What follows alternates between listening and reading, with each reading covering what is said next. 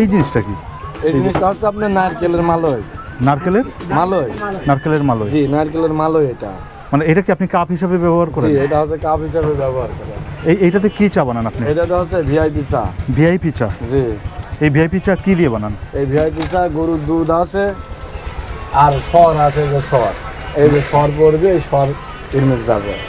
আর কি আছে আপনার স্পেশাল আইটেম? স্পেশাল আইটেম বর্তমানে এখন এই মালাই চা আর রুটি পুরানো। রুটি পুরানো? জি। এটা কি পাউরুটি পুরান? জি, পাউরুটি পুরানো। পাউরুটি কি দিয়ে পুরান? পাউরুটি চিনি দিয়ে পুরাই। এটা হচ্ছে গতকালকে জাল দেওয়া দুধ, আর এটা ধরেন আজকে কেবল জাল হচ্ছে। এই দুধ আজকে জাল হচ্ছে? জি। তার মানে এটা তো আর সর হবে না, এইটাতে সর হবে, সর আবার ইমিট দিতে হবে। ও, এইটার সর আবার এটাতে দিবেন? জি। এই দুধ আবার কালকে আমার বিক্রি হবে, যার কারণে আপনার চাটা বানাতে হ্যাঁ সময় বেশি লাগে। জি জি। তো দুধের কালার দেখেন, কালকে ধরেন এই জাল দিয়ে ফি দেওয়া হয়েছে, এটা হচ্ছে কালকের দুধ, বুঝছেন? এটা গতকালকের দুধ? জি, গতকালকের দুধ, আর আজকের দুধ জাল হচ্ছে, কারণ এটা একটা সর নেই, এই দুধের সর এই চায়ের সাথে যাবে। এই যে এবার ধরেন চা পড়ছে,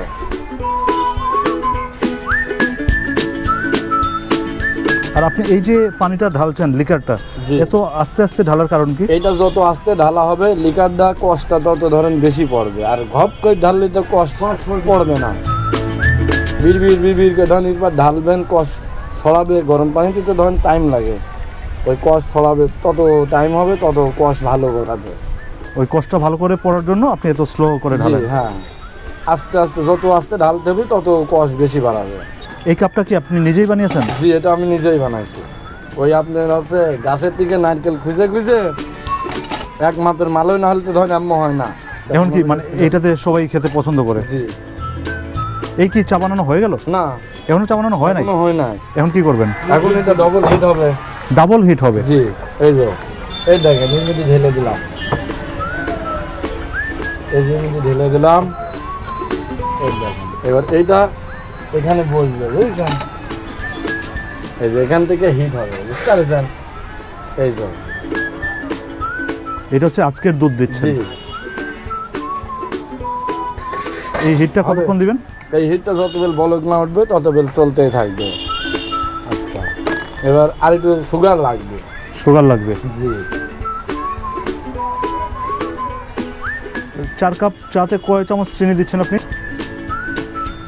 এই 4 কাপ চাইতে আপনার 12 চামচ চিনি যাবে। 12 চামচ? জি। এত চিনি দেওয়ার কারণ কি? এই 4 কাপ চা হবে 6 কাপ, কারণ এর ভিতরে সর যাবে, এর মধ্যে চা কম যাবে, এর মধ্যে হাফ কাপ ধরেন সর যাবে। এখন অতএব এই চার পরিমাণের মধ্যে যখন কম যাবে, এই সরে তার চিনি দেওয়া নেই। তার মানে এখানে আবার সরও দিবেন আপনি? জি, এখানে এবার সর যাবে, আর এই সরে তো চিনি দেওয়া নাই, এই সরটা 500, আর এই ওই সরের সাথে যখন এই চা মিক্সড হবে তখন ধরেন একদম অ্যাকুরেট হবে। আমি এখন আছি কুষ্টিয়া লাহিনী, যেই ক্যানেল ব্রিজটা আছে, ঠিক ক্যানেল ব্রিজের পাশেই জাফর ভাইয়ের দোকানে। আর এই জাফর ভাইয়ের দোকানের আসার কারণ হচ্ছে, এটি হচ্ছে কুষ্টিয়ার একমাত্র দোকান যেখানে হচ্ছে রুটি পোড়ানো হয়। রুটি পোড়ানো হয় হচ্ছে এই ছুরি দিয়ে, আর এই যে রুটি, এই রুটিগুলো হচ্ছে ছুরি দিয়ে পোড়ানো হয়, যা হচ্ছে এখানকার কুষ্টিয়া এলাকার যারা আছেন তাদের খুবই পছন্দের একটি খাবার। সেই রুটি পোড়ানো দেখতেই আমি এই দোকানটায় আসা, জাফর ভাইয়ের দোকানটায় আসা। তাছাড়া তার যে চা বানিয়ে থাকেন তিনি, সেই চাটাও খুবই স্পেশাল। সেই স্পেশাল চা বানানো দেখা এবং কেন তার চা এত স্পেশাল তা জানার জন্যই তার এই দোকানে আসা।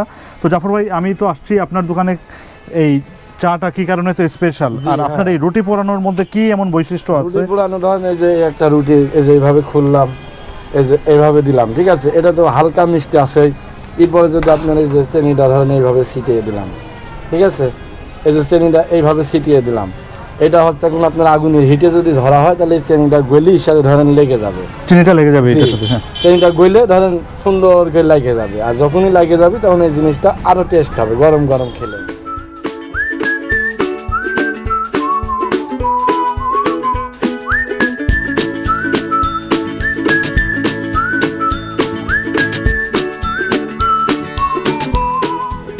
এই আইডিয়াটা কি আপনার? জি, এই আইডিয়াটা আমার। আমি আজ ধরেন 8-9 বছরের ব্যবসা করতেছি, প্রথম দিন তো আর হয়নি, আস্তে আস্তে নিজেতেই খাই দেখেছি। প্রথমে আপনি নিজে খেতেন এটা? জি যে কোনভাবে খাইলে পরে সুবিধা হবে বা কোনভাবে মজা লাগবে, নিজে আগে টেস্ট করে তারপরে ধরেন আমি এই জিনিসটা পাবলিকে দিই। পাবলিকে দেওয়ার কারণে আজকে আমার এত পাবলিসিটি। এখন কি আপনি মানে সব কাস্টমাররা এটা খুব পছন্দ করে? হ্যাঁ, সব কাস্টমার এটা খুব পছন্দ করে। তো আপনারা যেমনটি দেখছিলেন জাফর ভাই রুটি পোড়ানো শেষ হলেও তার কিন্তু চা যেটি ছিল চা এখনো বানানো শেষ হয়নি।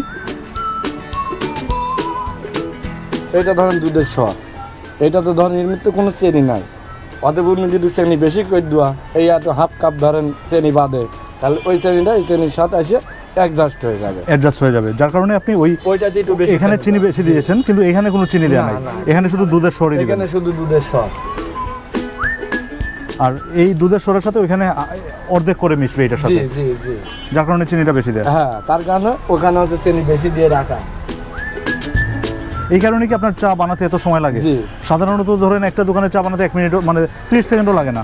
আমার এখানে তো ধরেন আপনি তো নিজেই দেখছেন যে কখন আমি চাপাইছি, এই যে মানে চাটা হ্যাঁ কেবল ফুটে উঠছে। হ্যাঁ, এই যে এটা ফুল যখন ফুটবে তখন আস্তে আস্তে এর মধ্যে ঢালতে হবে।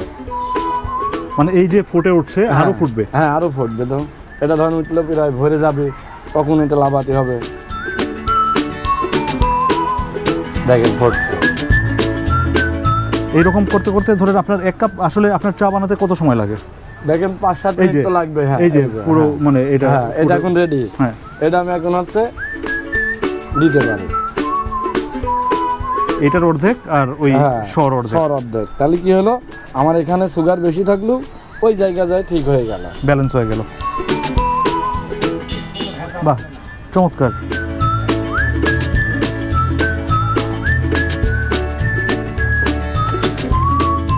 আপনারা যেমনটি দেখছেন এটি হচ্ছে কুষ্টিয়ার ক্যানেলের যে ব্রিজ, এই ক্যানেলের ব্রিজের জাফর ভাইয়ের স্পেশাল একটি চা, যেই চা খাওয়ার জন্য কুষ্টিয়ার দূর দূরান্ত থেকে মানুষ আসেন। এবং এই চায়ের যেই স্পেশালিটি তা তো আমি নিজে দেখলাম, আর আমিও এই চা খেয়ে দেখবো কেমন।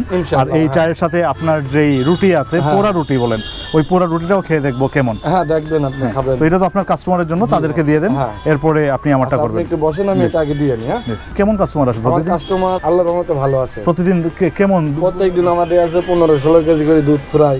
প্রতিদিন 15-16 কেজি করে দুধ দিচ্ছি।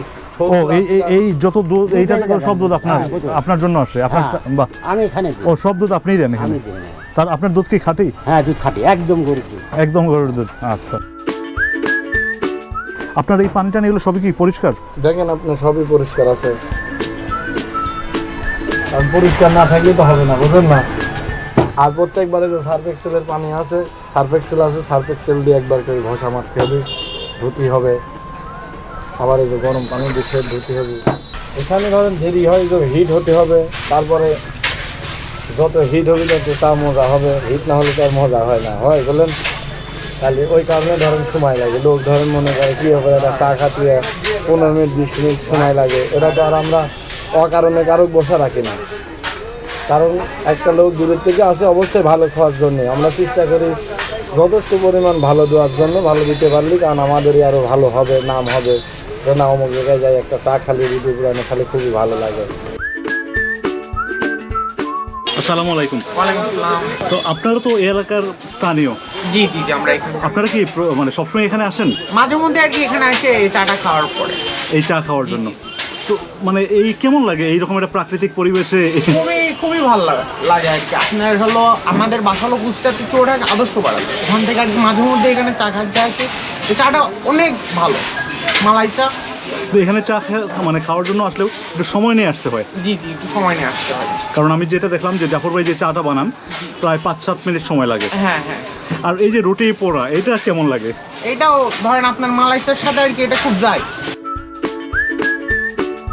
কুষ্টিয়া শহরে যারা থাকেন তারা প্রায় সবাই এখানে খেতে আসেন, সেই পারপাসেই আমার এখানে খেতে আসা, এই দোকানটি দেখতে আসা। কারণ এই খাবারটি খুবই আনকমন একটি খাবার, যার ফলে এই খাবারের স্বাদ নিতেই আমার এখানে আসা। আমি আগে একটু খাই, খেয়ে দেখি আসলে জিনিসের স্বাদটা কেমন। ভাই নেন প্লিজ।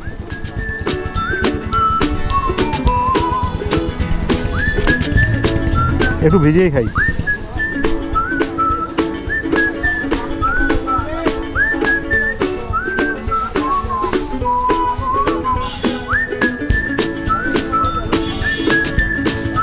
ভাই স্বাদটা কেমন এটা আমি বলার আগে আপনি বলেন, আপনি তো এখানে সবসময় খান।